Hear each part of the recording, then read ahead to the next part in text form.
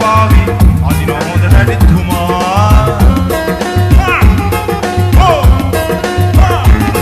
කල්ලිපෙක් තවසක් ඉරිපි බලන්නට යන්න වෙලෙක් කොට වුණා ඊල් සීරුවේ පාර පන්න කොට කොල්ලෝරලක් සිටුණා ආපෝ ඉහෙනම් ඉහිල්ලයි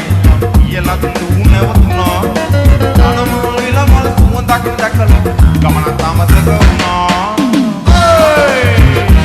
මාගේ කොල්ලෝ රීති ගම ආත්මෝලිය දීපියා වාප්පා